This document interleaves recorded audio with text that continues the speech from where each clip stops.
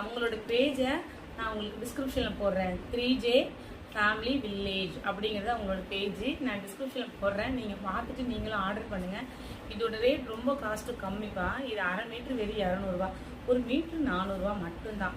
அவங்களுக்கு நீங்கள் சப்போர்ட் பண்ணுங்கள். ஏன்னா அவங்க வீட்டிலேருந்து தான் செய்கிறாங்க. ஒரு சின்ன குடிசை தொழில் மாதிரி தான். இது வெறும் 175 ரூபா அரை மீட்ரு, ஒரு மீட்ரு 350 ரூபா.